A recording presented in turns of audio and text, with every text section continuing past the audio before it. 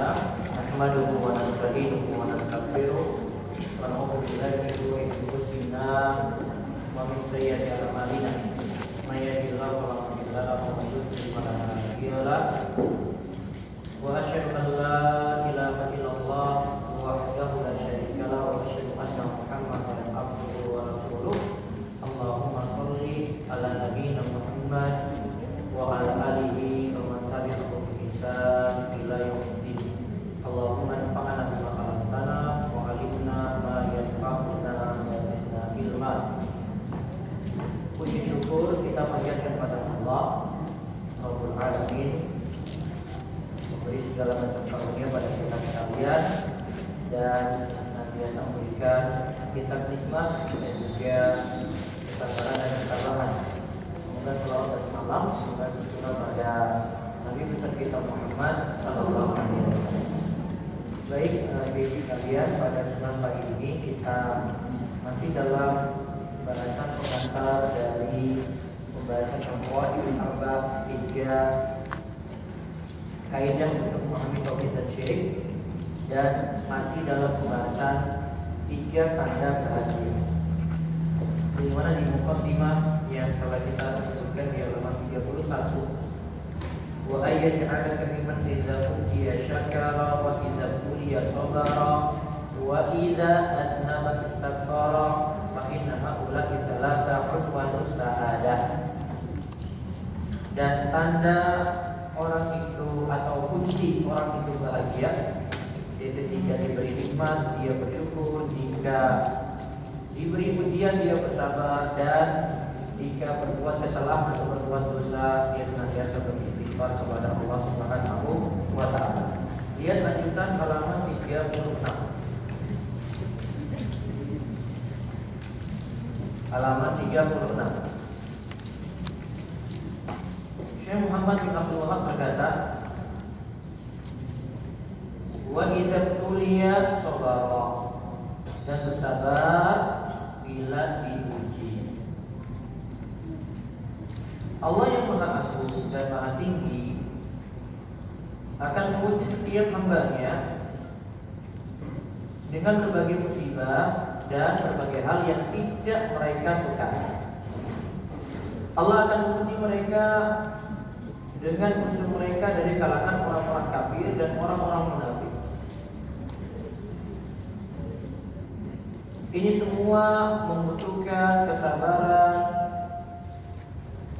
sikap pantang, berputus asa dari rahmat Allah, dan istiqomah dalam beragama.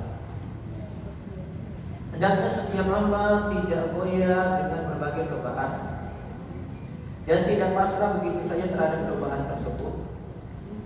Bahkan setiap hamba hendaklah tetap komitmen dalam agama ini. Hendaknya setiap hamba bersabar terhadap rasa capek yang mereka emban ketika berjalan dalam agama ini. Sikap yang demikian sangat berbeda dengan orang-orang yang ketika mendapatkan ujian merasa tidak sabar atau marah atau putus asa dari rahmat Allah. Sikap seperti ini malah akan membuat mereka tertimpa musibah demi musibah. Rasulullah sallallahu alaihi wasallam bersabda, "Innallaha idza ahabba qauman ibtalahu wa man radiya falahu ridha wa man sakhita falahu sakhatu." Sesungguhnya jika Allah mencintai suatu kaum, maka Allah akan menguji mereka.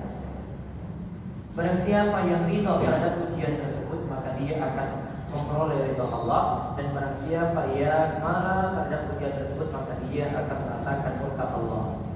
Juga dalam sabda beliau sallallahu alaihi wasallam, wa a'lamun nasi bala'an al-anbiya'u wal amthal fal amthal. Orang yang paling berat ujiannya adalah para nabi, kemudian misalnya dan semisalnya lagi. Terus Allah memuji para rasul, para siddiqin, orang-orang yang berjihad di jalan Allah, serta hamba-hamba Allah yang beriman. Mereka semua bersabar terhadap ujian yang menimpanya. Adapun orang-orang munafik, Taman Patul ya, telah mengatakan mengenai mereka, Allah telah mengatakan mengenai mereka, wa minan nasi may ya'budullaha 'ala hal fa in asabahu khairun itma'anna bihi wa in asabathu fitnatun inqalaba 'ala wajhihi khasira dunya wal akhirah. Dzalika huwal khusranul mubin. Dan di antara manusia ada orang yang menyembah Allah dengan berada di tepi. Dia catat kaki nomor 5. Dia itu dalam keadaan ragu-ragu, keinginannya tidak penuh. Jika dia memperoleh kebajikan, maka dia tetap dalam keadaan itu. Dan jika dia ditimpa bencana, maka dia berbalik ke belakang. Dia merugi di dunia dan di akhirat. Yang demikian itu adalah kerugian yang nyata. Surat Al-Hajj ayat 11. Sesungguhnya dunia tidak selamanya penuh dengan kenikmatan, kemewahan atau kelezatan, kesenangan dan pertolongan. Dunia tidak selamanya seperti itu. Allah akan membuat kondisi silih berganti di antara hamba-hambanya. Para sahabat yang merupakan umat terbaik masih diberi ujian dan cobaan oleh Allah. Wa tilkal ayyam nudawiluha bainan nas. Dan masa kejayaan dan kehancuran itu kami pergilirkan di antara manusia agar mereka mendapat pelajaran. Maka seorang hamba hendaklah selalu mempersiapkan dirinya. Jika dia diuji dengan cobaan, maka hendaklah dia ketahui bahwa bukan dia saja yang telah diuji. Ujian yang diperolehnya itu juga pernah dirasakan oleh wali-wali Allah sebelumnya. Hendaklah setiap orang mempersiapkan dirinya dan bersabar menanti kelapangan dari Allah. Akhir yang baik adalah untuk orang-orang yang bertakwa. Baik, sekarang kita lihat catatan tentang sabar.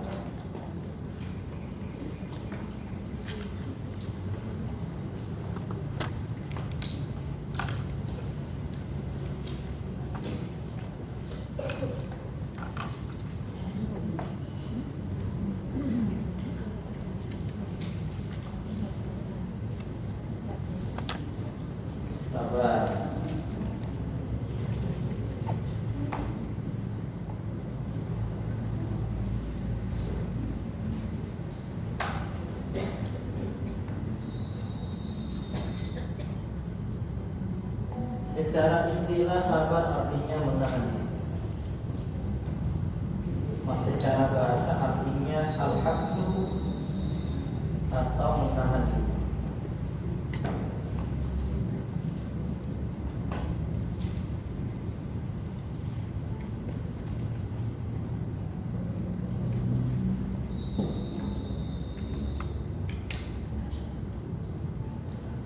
Secara bahasa artinya menahan diri.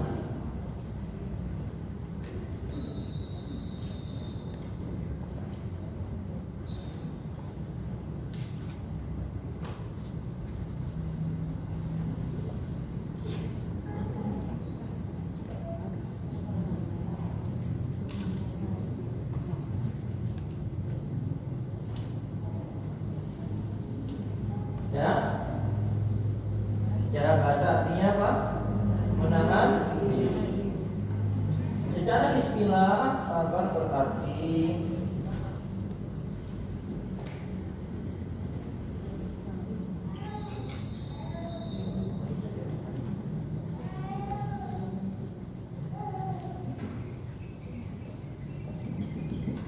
menahan diri dari larangan Allah,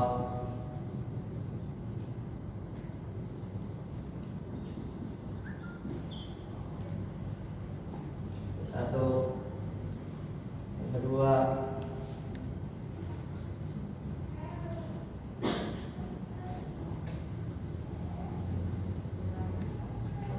menahan diri dalam menjalankan kewajiban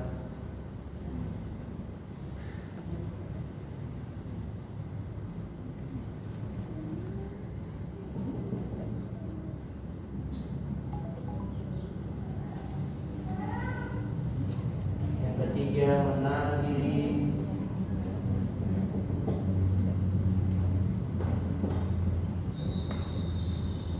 dari mengeluh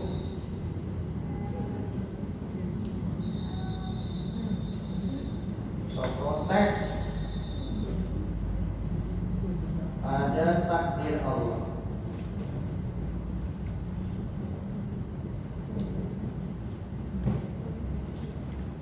Istilah tiga itu. Dia nahan diri terhadap larangan, dia menahan diri dalam menjalankan kewajiban. Terus yang ketiga, menahan diri dari mengeluh atau protes pada takdir Allah yang tidak menyenangkan.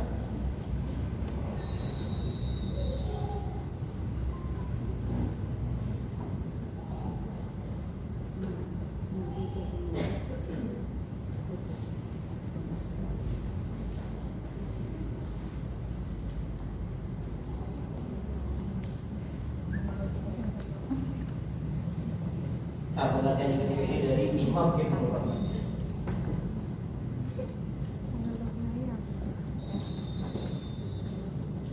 Baik, coba renungkan dulu, baru kita jelaskan.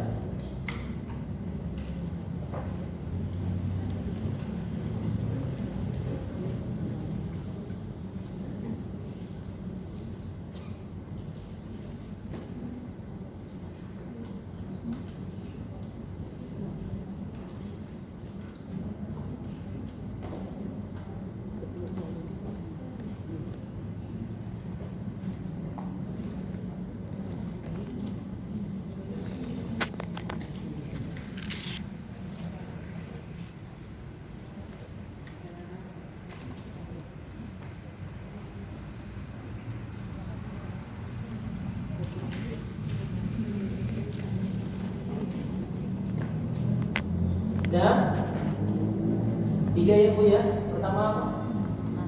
Menahan diri dari larangan Allah. Berarti dari berbuat maksiat. Baik nanti dengan hati, dengan lisan, dengan anggota badan. Terus yang kedua apa? Menahan diri dalam menjalankan kewajiban. Kenapa disebut di sini amalan wajib saja? Kenapa yang sunnah nggak disebut di sini? Karena yang namanya wajib itu sifatnya memaksa. Sifatnya itu paksaan. Sunnah itu sifatnya cuma tambahan, pelengkap. Beda itu. Sehingga disuruh sabarnya itu ketika jalani yang wajib, bukan menjalani yang sunnah. Kenapa? Sunnah ibu tinggalin gak masalah, cuma rugi saja, tapi tidak dihukumi dosa kan? Beda dengan yang wajib. Nah wajib itu dipaksakan untuk itu. Sedangkan yang sunnah sifatnya hanya pelengkap, penyempurna. Mau jalankan yang monggo enggak masalah. Kalau ditinggalkan, nah ibu tidak dalam hal paksaan, jadi tidak dihukumi dosa. Sehingga beratnya itu ketika jalani yang wajib. Hanya dalam definisi Ibnu Qayyim ini dibahas semua di sini disebut wahadsuha ala qarabidihi, menahan diri dalam menjalankan yang wajibnya, bukan disebut yang sunnahnya. Paham ini? Yang kedua paham ya? Baik. Terus yang ketiga, menahan diri dari mengeluh atau protes terhadap takdir Allah yang tidak menyenangkan. Berarti takdir Allah yang dirasakan oleh kita itu ada dua macam. Ada takdir Allah yang menyenangkan, ada takdir Allah yang tidak menyenangkan. Betul nggak Bu? Kalau pahami dua hal ini.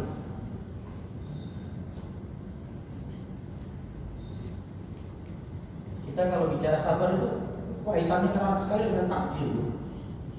Jadi kan nggak pahami takdir dengan baik, dalam masalah sabar juga nggak benar. Bedakan antara ini Allah yang menetapkan takdir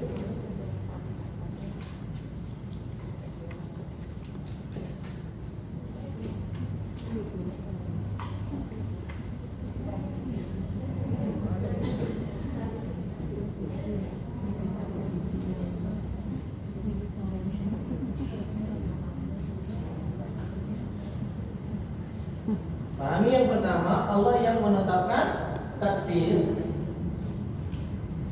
Dan sisi yang kedua dari makhluk, yaitu kita, yang ditetapkan takdirnya.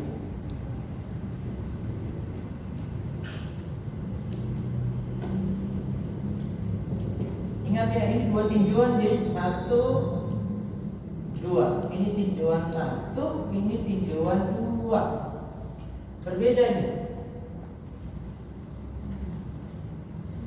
Sang penetap takdir yaitu Allah. Allah menetapkan takdir semuanya baik. Ingat di sini kalimatnya. Semua takdir itu baik.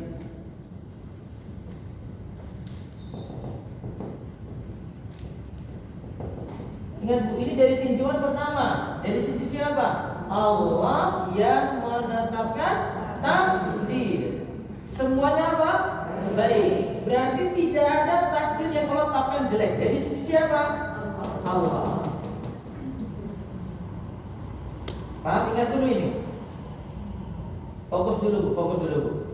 Ini kalau nggak fokus nih dengan masalah takdir parah nih guys. Masalah hidup itu berat semuanya. Nangis terus. Iya Bu, serius. Dengan salah paham ini di sini nih, bebannya itu berat sekali. Yang kita inginkan mudah-mudahan dari sini beban hidupnya Allah berikan semua. Setelah dari sini, yang penting cara mindset berpikirnya kita ubah dulu gitu. Soalnya mindset pikirnya jenengan itu dari yang ini terus nih. Betul nggak? Yang ini nggak tahu ini, baru tahu. Ya Allah ternyata gitu toh. Mindsetnya diubah dulu ini.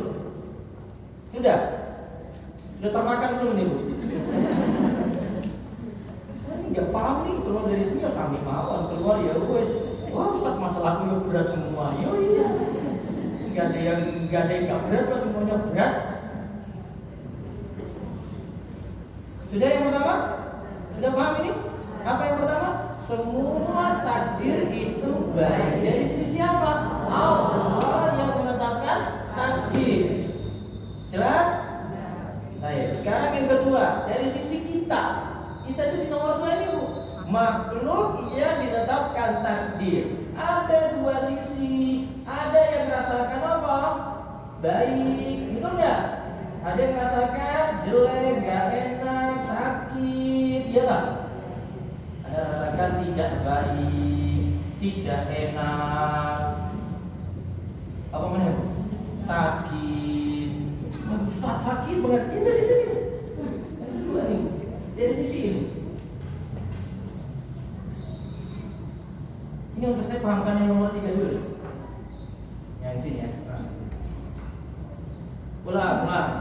Dari sisi Allah semua takdir gimana Bu? Baik. Semua takdir yang Allah tetapkan. Sisi Allah ya, Allah tetapkan takdir yang baik. Dari sisi manusia gimana? Ada yang rasakan baik, ada yang rasakan jelek, tidak baik, tidak enak, sakit.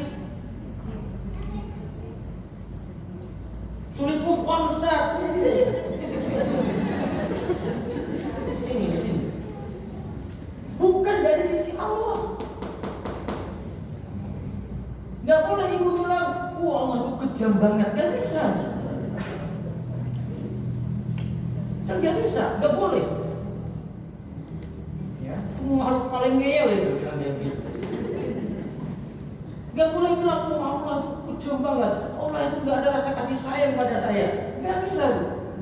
Dari sisi Allah nggak boleh bilang kayak gitu. Dari sisi ibu boleh, Ustaz saya ini sakit ya, sisi ibu. Tapi kalau ibu bilang Allah menyakiti saya, nggak boleh Bu. Paham bedanya? Jadi yang ibu pandang itu dari sisi ibu biasanya yang jelek-jelek tadi, ya. Namun dari sisi Allah tetapkan takdir yang baik. Terus yang kita rasakan jelek gimana? Allah tahu yang terbaik bagi ibu yang ini dulu. Nanti sisi yang lainnya ibu pandang.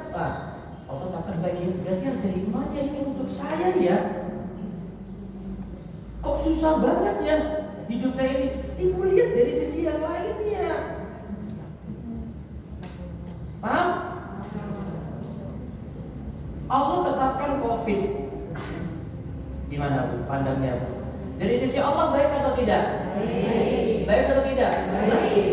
Dari sisi makhluk ada rasakan baik, ada rasakan tidak baik, jelek, sakit. Bahkan ada yang di antara kita meninggal. Betul nggak? Sisinya siapa itu? Sisi kita Bu. Sisi baiknya ada nggak? Ada. Bu, teknologi sekarang maju banget. Kalau saya nggak mau hadir hari ini bisa, Bu. Saya suruh buka Zoom aja. Udah pasang TV. Udah ibu yang di ya, pakai Zoom aja ya. Itu nanti alternatif kalau saya nggak hadir. Zoom aja. Mau orang mau rapat, kalau direktur manajer mau rapat, suruh sudah buka aja. Paling minimal bisa pakai WA Bu. Ngobrol berapa orang langsung. Lancar Bu.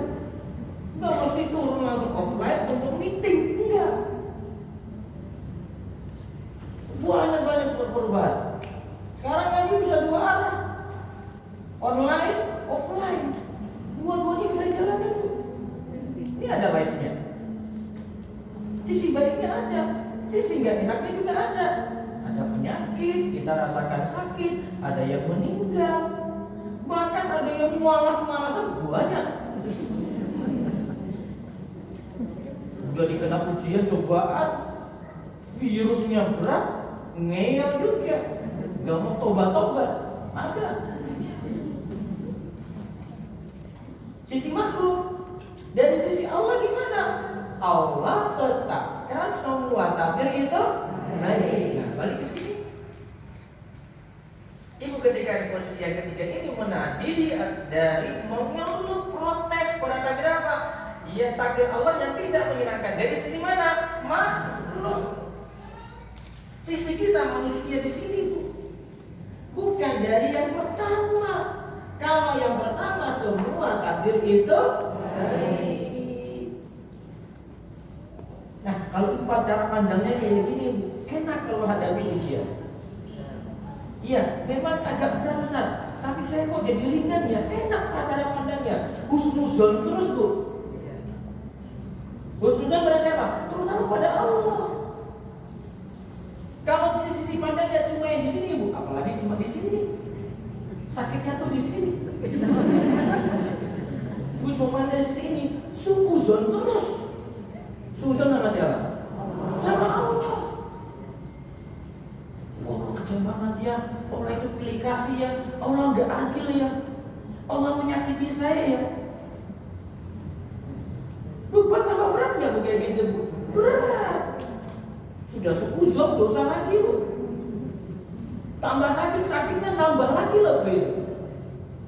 Beda kalau cara pandangnya dari sisi ini dua-duanya. Iya memang berat, tapi pasti Allah punya maksud sendiri di sini, ada hikmahnya. Sudah jelas? Jelas ini Bu? Sudah lega ya? Lumayan ya? Gak usah terlalu beban pikiran Bu. Lumayan ya? Kalau tadi sebelum masuk aja bebannya berat banget ya? Wah berat banget Ustaz. Terus mikir suami, mikir anak, mikir keuangan lagi, terus umat Bu. Jadi orang stres itu benar-benar sakit gara-gara itu aja. Cuma salah berpikir. Mindsetnya nggak bisa berubah dari dulu gitu terus cara pandangnya. Makanya beban terus. Mindsetnya diubah dulu. Biar terpecahkan masalah itu teruraikan satu demi satu itu teruraikan ya. Bu, ini baru pengertian sabar Bu. Belum rinciannya lagi. Sabar, cukup. Cukup sampai di sini. Sampai di sini sudah Bu. Cukup dalami ini aja dulu. Belum lagi kita pahami takdir. takdir loh. Ini baru dari sebelumnya dari takdir baru secuil tadi. Harus dipelajari detail, rinci rincian itu ada dalam. Baik, saya balik tadi ya. Sabar secara bahasa tadi artinya apa? Menahan diri. Itu dari sisi aktivitas kita. Sabar itu ngapain sih? Nah itu sudah tertangkap di situ. Terus pengertian yang kedua itu dari sisi istilah, menahan diri dalam 3 hal. Dari larangan, menahan diri ketika lakukan kewajiban, menahan diri ketika menghadapi takdir yang tidak menyenangkan. Ini dari 2 sisi dibahas. Yang pertama dari sisi aktivitasnya itu apa sabar itu. Yang kedua yang dihadapi yang mesti kita sabari itu apa. Aktivitasnya nahan diri, objeknya apa yang ibu lakukan. Nah, yang ibu lakukan terhadap apa? Yaitu dalam hal larangan kita tahan diri, dalam hal kewajiban juga kita menahan diri di situ. Ya. Terus yang ketiga dalam hal menghadapi takdir pula. 3-tiganya ini harus ada, Bu. Biasanya konsep kita itu cuma yang ketiga. Betul nggak? Ya selama ini kita pahami sabar itu pasti sabar menghadapi cobaan, sabar menghadapi musibah. Padahal sabar juga dalam menandiri ketika kita menandiri dari larangan. Larangan ini nggak boleh saya kerja, saya nahan diri. Kewajiban, saya nahan diri, kewajiban ini tetap saya lakukan. Coba lihat perbedaannya 3 ini tadi. Tadi yang pertama apa? Nahan diri dalam larangan ya.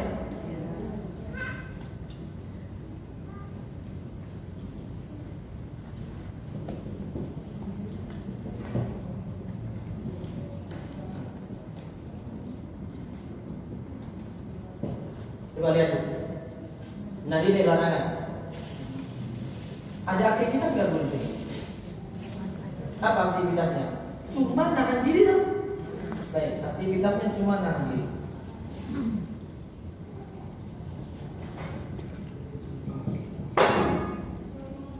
Terus lihat yang kedua ini. Menahan diri dari mengeluh atau protes pada takdir Allah yang tidak menyenangkan.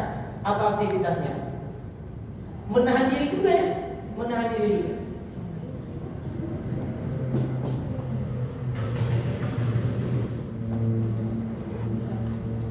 Menahan diri dalam menjalankan kewajiban. Aktivitasnya apa?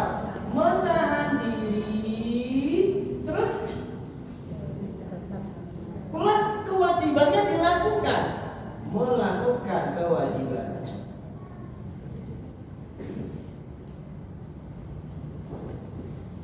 Lantaran ini para ulama katakan yang paling berat dari 3 bentuk sabar ini bukan ini, namun yang kedua ini. Kenapa? Ibu tidak hanya sekedar contoh maksiatnya, miras, ada miras di situ. Saya cuma nahan diri, Bu. Nahan diri maksudnya saya nggak lakukan apa-apa. Yang pertama, menahan diri dari musibah. Sudah, saya tahan diri saya nggak ngomong apa-apa. Terus dia tidak ada aktivitas, Bu. Cuma nahan diri saja, minimal dengan hati ibu. Nah, lisan-lisan nggak ngomong gitu aja. Tapi kalau kewajiban, dia menahan diri plus melakukan kewajiban. Berarti yang ini lebih berat.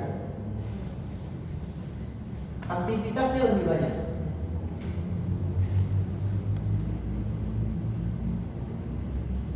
Daripada yang pertama, nahan diri dari larangan, cuma nahan diri biasa.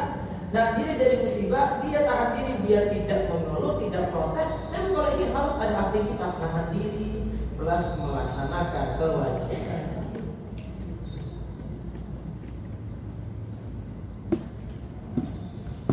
Maka para ulama katakan yang pertama dengan kedua, ketiga, yang kedua lebih berat menahan diri dari kewajiban.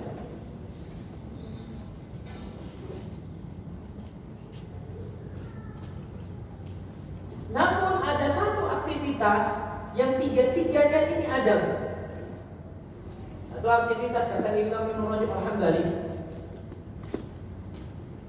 dalam kitab beliau Al-Lataiful Ma'arif, 3 aktivitas ini ada. Apa? Satu ibadah, 3 aktivitas ini ada. Apa? Nahan diri 3-3-nya. Apa?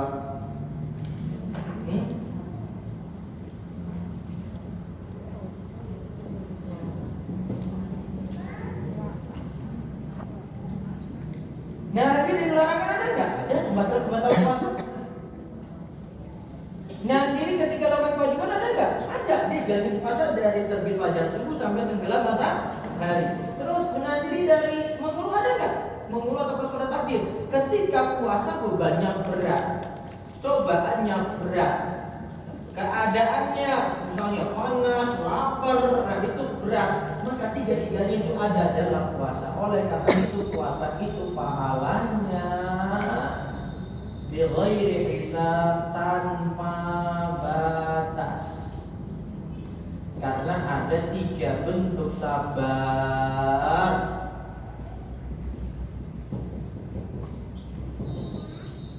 Sedangkan orang yang bersabar itu dibalas innama yuwaffas sabiruna ajrahum bighairi hisab.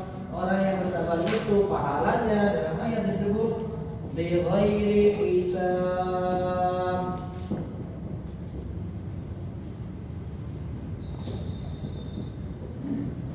Tanpa batas. Orang yang sabar nih pahalanya sebenarnya tanpa batas, tidak bisa ditakar, tidak bisa ditimbang, saking banyaknya. Karena 3 bentuk sabar dia lakukan, maka puasa itu amalan melatih sabar.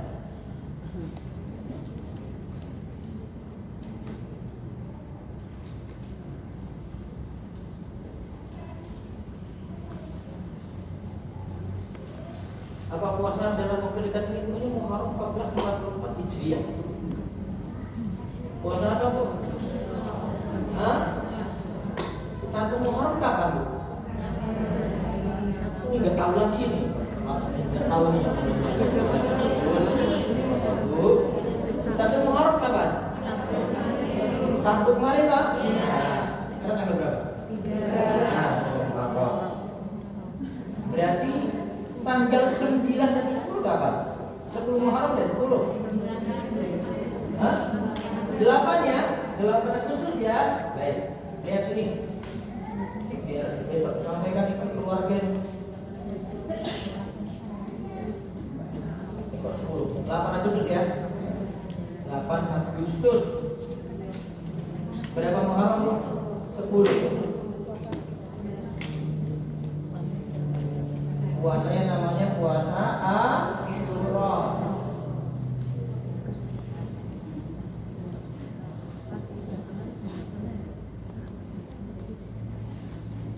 Kalau mau afdal lakukan 3 hari. Apa itu hari apa? Ya. Mau lakukan kalau paling afdal 3 hari. 9, 10, 11 Muharram. Paling afdal. Berarti dari apa, Bu? Ahad, Senin, Selasa. Terus tingkatan di bawahnya 9 dan 10 atau 10 dan 11 Muharram.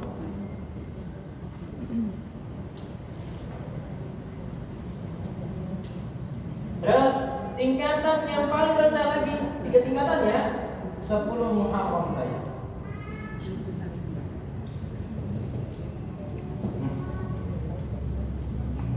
Tiga tingkatan itu. Terserah mau pilih apa?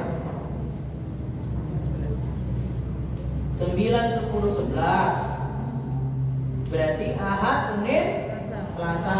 Atau 9 dan 10. Berarti Ahad dan Senin. Kalau Ahadnya nggak bisa, berarti Senin, Selasa, 10, 11. Terus pilihan yang terakhir 10 Muharram. ini intinya di sini Bu. Kalau ini pun sendirian boleh, walaupun tanggal 9-nya nggak puasa, gitu ya. Saya cuma bilang Senin saja, ya sudah Senin aja. 10 Muharram.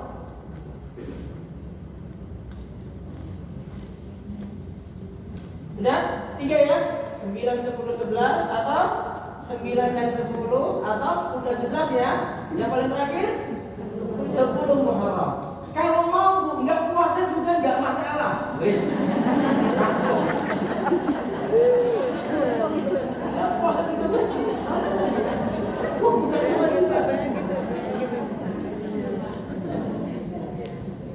usah bingung Bu. Ustaz saya nggak bisa. Ustaz saya pas datang bulan. Ya sudah. Gimana lagi? Ada kodok nggak? Cuma sunnah Bu. Sunnah nggak usah mikir kodok.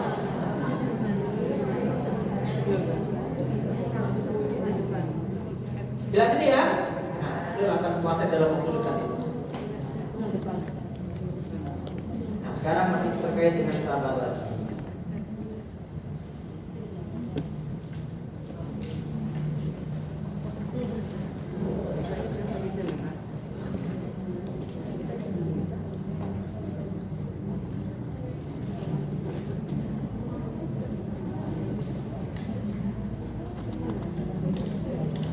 Sudah ini Bu? Lanjut? Coba. Sabar itu tadi menahan diri. Tingkatannya sabar, ridho, syukur. Tingkatannya menghadapi, terutama yang kita bahas nomor 3 itu. Dan tadi yang menghadapi sabar dari mengulang atau suara takdir ya. Saya bahas sabar itu ada 3. Pak. Tingkatan orang menghadapi musibah ada 3.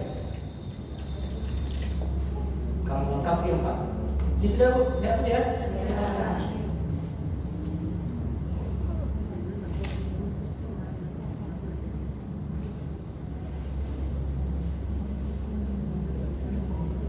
Lihat tingkatan ini Bu.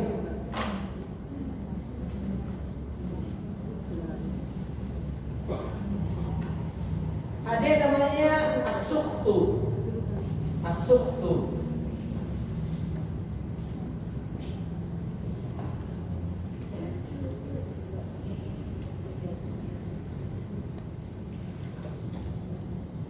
Bahasa bebasnya itu protes pada takdir.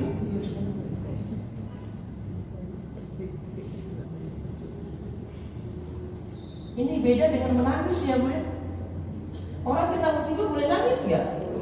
Boleh. Ini bukan nangis Bu.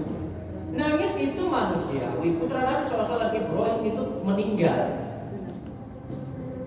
Dari istri beliau, dari pasangan beliau itu si Maria Al-Qibtiyah, meninggal dunia ketika kecil. Nangis Nabi Muhammad. Beliau katakan kepada para sahabat, nangis ini nggak masalah, wajar, manusiawi. Justru kalau ada yang meninggal kok nggak nangis gitu, kok senyum-senyum, nggak pas dia itu. Sudah, asrufnya yang pertama, protes pada takdir. Ini hukumnya Bu, haram.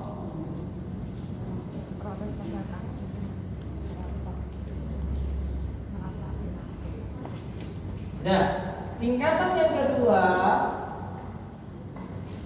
S-A-B-A-R. Apa Bu? Sabar. Tadi secara bahasa artinya apa? Menahan diri.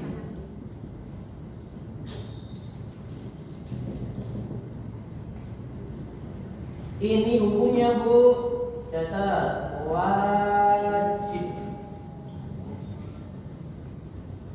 Wajib.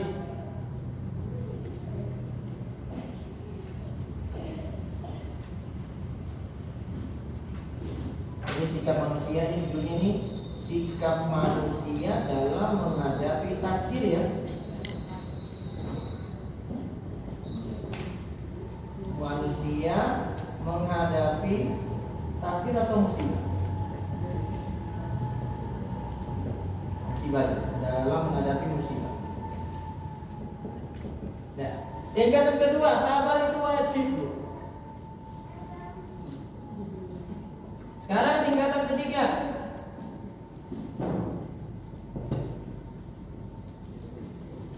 ridho. Ridho itu artinya menerima.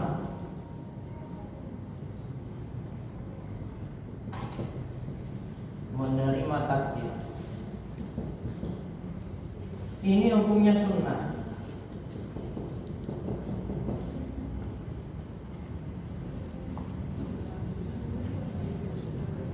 Ridho ini ada bedanya dengan sabar. Kalau sabar itu masih ada rasa sakit.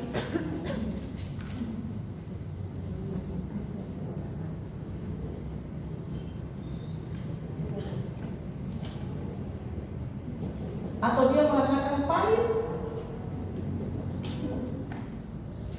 Ada rasanya dia rasakan. Namun kalau ridho menerima takdir,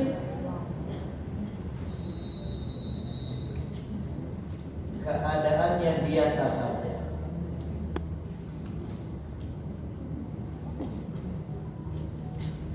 Sudah biasa menerima seperti itu. Dia berusaha ridho. Tingkatan ridho berarti lebih tinggi daripada sabar. Kalau sabar masih ada rasa sakitnya. Kalau ridho enggak lagi.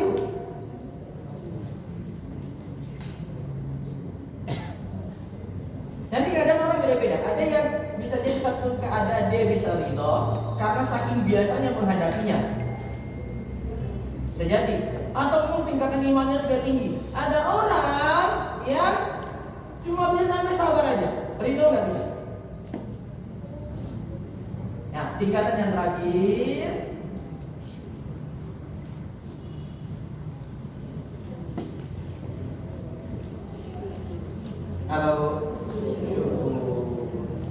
karena dia melihat keadaannya masih lebih mending daripada yang lain.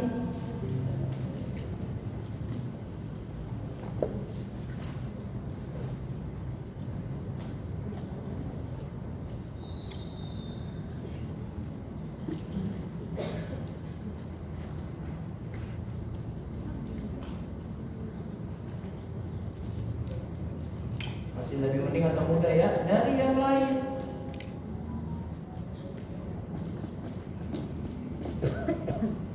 Ini malah syukuri. Alhamdulillah, ini biasa saja. Padahal mungkin parah, tapi dia syukuri keadaannya. Ini tingkatan paling tinggi.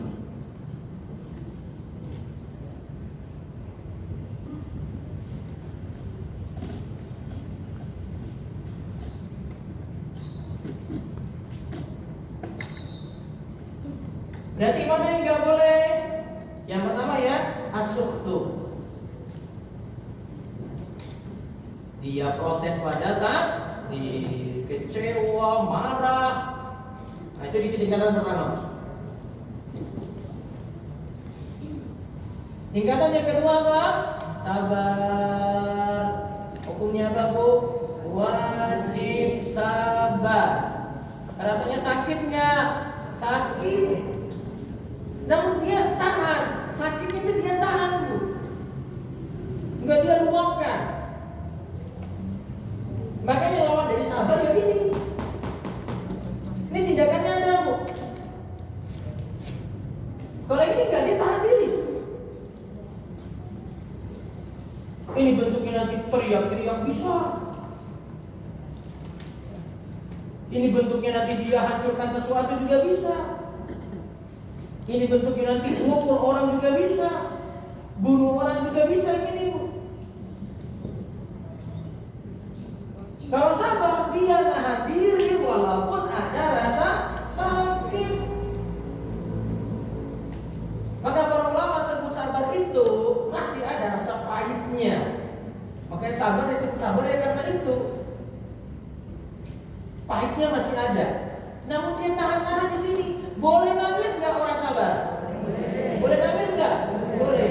Boleh nggak move on dulu? Boleh? Boleh nggak? Boleh.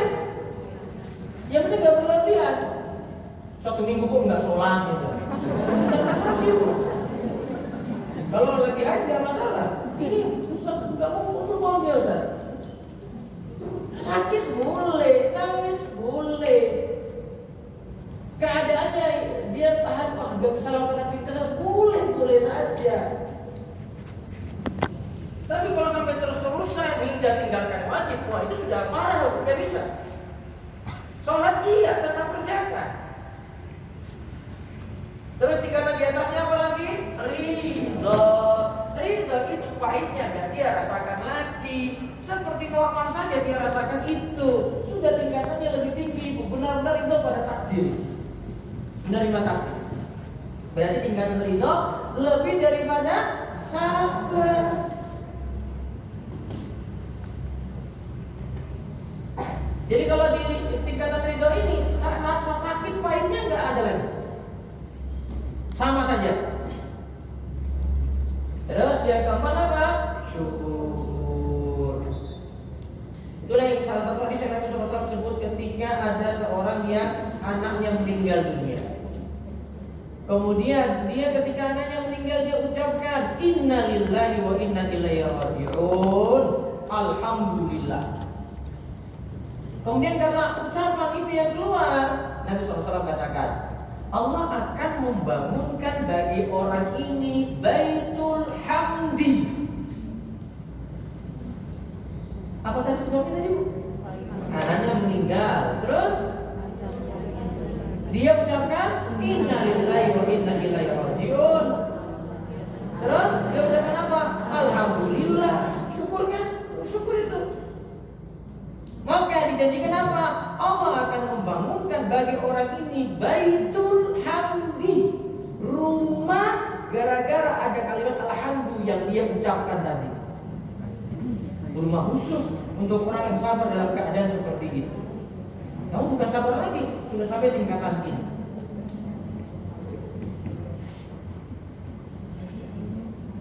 Empat ya? Ya? Pahami itu baik-baik. 4 tingkatan tadi. Yang nggak boleh, yang pertama, yang protes pada takdir. Yang wajib yang mana bu? Sabar. Sabar itu wajib loh, bukan sunnah loh. Kalau ada yang nasihati ibu bilang sabar, itu suruh ibu wajib sabar. Nggak ada sunnah bu di sini dalam tingkatan sabar itu nggak ada. Kalau disuruh ridhoi saja, 3 itu berarti yang tadi sunnah. Lebih tinggi lagi syukur di situ.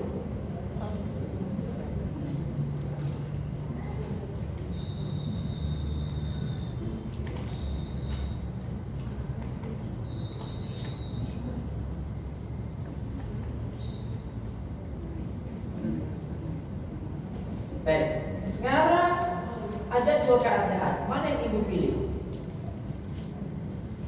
Berobat atau sabar menghadapi takdir? Sakit ya. Ibu milih berobat atau sabar menghadapi takdir?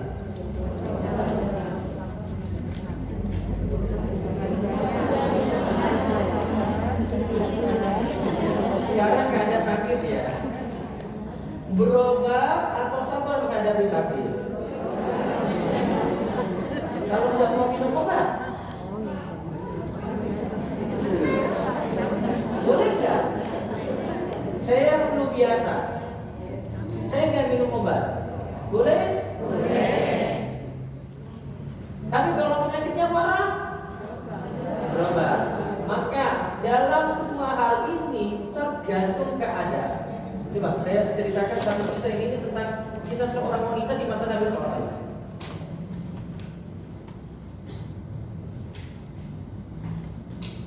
Dia ketika itu kena penyakit ayan. Tahu? Keadaannya kalau kena ayan apa? Kejang-kejang ya. Masalahnya kalau pada wanita apa? Aurat bisa terbuka.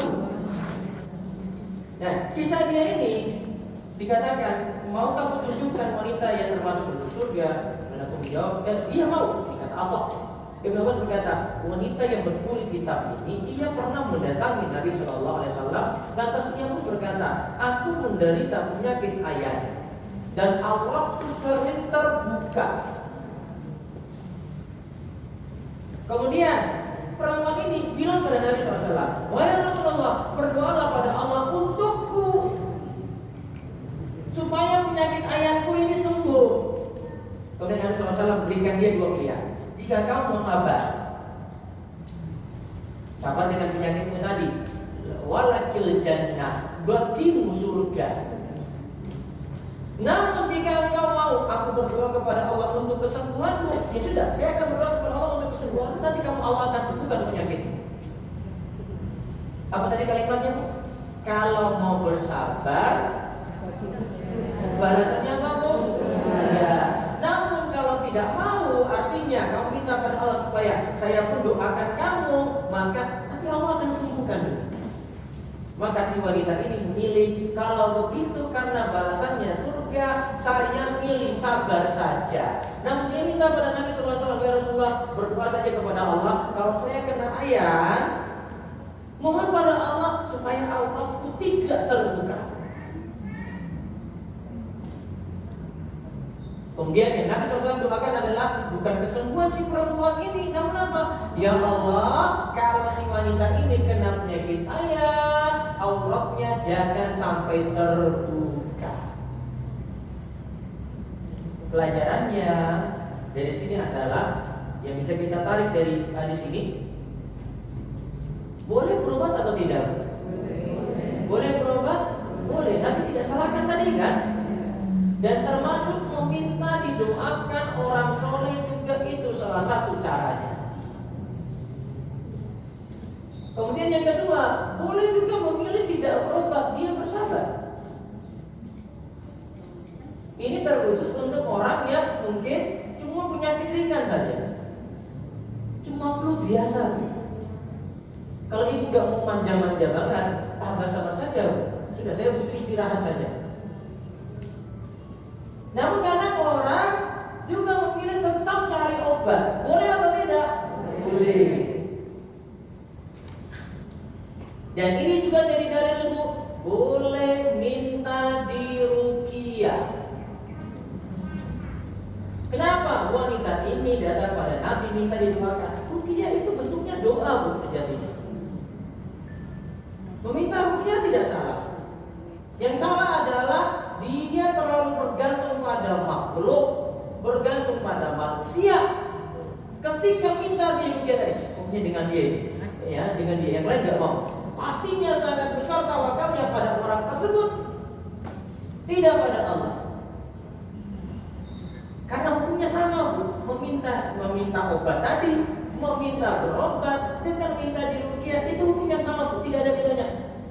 Kalau meminta obat dengan itu boleh, maka meminta diruqyah juga boleh. Yang penting sama-sama tawakal penuh kepada Allah, pasrah sempurna kepada Allah, tidak cuma lakukan sebab saja. Nah, maka kondisinya kita bagi jadi dua. Jika memang penyakitnya itu ringan, tanpa mesti berobat, ya sudah, dia pasrah pada Allah. Namun kalau ini penyakitnya berat, membuat dia itu malah jadi susah, maka dia memilih berobat itu lebih baik. Jadi berobat atau tidak itu tergantung keadaan. Berarti kalau orang itu berobat bukan berarti tidak sabar. Kalau orang itu berobat bukan berarti tidak sabar. Nah, terus terakhir, kita sudah bahas kemarin orang yang syukur, iya kan? Sekarang kita bahas orang yang sabar. Ada dua pilihan. Mana yang utama? Orang kaya yang bersyukur atau orang miskin yang bersabar? Kayaknya ibu gak akan pilih miskin. Kayaknya gak ada yang pilih. Dikasih lihat pilihan mana, Bu? Kaya bersyukur atau miskin yang bersabar? Ya kalau dikasih kaya bersyukur ya ngapain pilih miskin yang sabar? Dan para ulama punya dua bahasa ini, Bu. Dan mereka ikhtilafnya kuat dalam masalah ini, saling berdebat untuk masalah ini. Ada yang mengunggulkan, yang paling diunggulkan ya miskin yang bersabar. Orang miskin itu yang pertama masuk surga, orang kaya itu belakangan. Hisabnya lebih banyak. Iya kan? Sedangkan orang miskin nggak ada yang perlu dihisab, langsung masuk surga. Dari sisi yang lain, Nabi SAW pernah mengumpulkan orang kaya yang mau bersyukur ketika Nabi SAW jelaskan tentang macam-macam amalan. Ya, ada di situ bacaan zikir, bacaan subhanallah, alhamdulillah, Allahu akbar. Kemudian ada sahabat miskin yang bermaksud coba beritahukan amalan pada kami agar kami bisa mengumpuli orang kaya. Kemudian Nabi beritahu setiap ba'da sholat bacalah subhanallah 33, alhamdulillah 33, Allahu akbar 33. Orang miskin amalkan. Namun ternyata jawaban Nabi ini bocor pada orang kaya. Orang kaya amalkan lagi.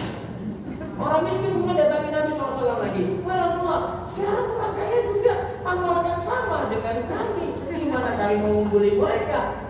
Oh, mereka bisa mengungguli kami dengan harta. Sekarang ketahuan juga setiap pada sholat mereka baca subhanallah 33, alhamdulillah 33, Allahu akbar 33. Maka Nabi SAW cuma menjawab, dzalika fadlullahi yu'ti man yasha'. Ini adalah karunia yang Allah berikan kepada siapa saja yang Allah kehendaki. Ya sudah, menerima saja. Pasrah. Terus jawabannya mana yang unggul? Nah, orang kaya bersyukur atau orang miskin yang sabar? Kata Imam Ibnu Taimiyah dan Ibnu Qayyim, bukan yang kaya bersyukur ataupun miskin yang sabar, namun manakah di antara keduanya yang paling bertakwa? Apa alasannya? Inna akramakum indallahi atqakum. Dalam surat Al-Hujurat, sesungguhnya yang paling mulia di antara kalian adalah yang bertakwa, bukan yang kaya, bukan yang miskin.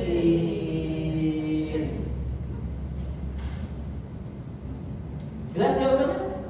Jadi bukan masalah kayanya atau bukan masalah miskinnya, namun manakah di antara mereka yang paling bertakwa. Wallahu a'lam bishawab. Itu pembahasan tentang sabar. Semoga Allah mengaruniakan kepada kita sifat sabar dan juga menjadi hamba Allah yang bersyukur. Ya, jika ada pertanyaan silakan.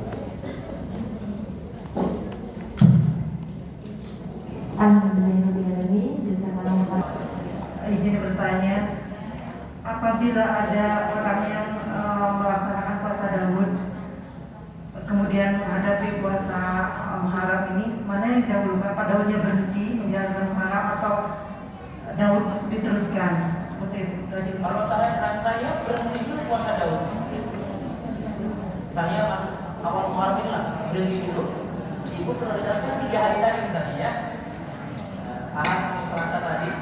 Terus setelah itu lanjutkan lagi puasa Daud. 3 bulan nggak boleh. Berhentikan saya niat berhenti, terus nanti lanjut lagi setelah itu. Oke, Assalamualaikum warahmatullahi wabarakatuh. Assalamualaikum. Ada lagi?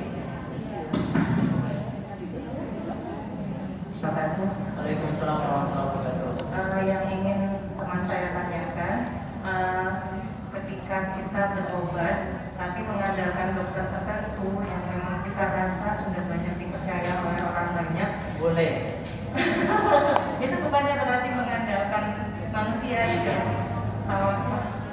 Karena spesialisasi dia dan kemahiran dia itu berbeda.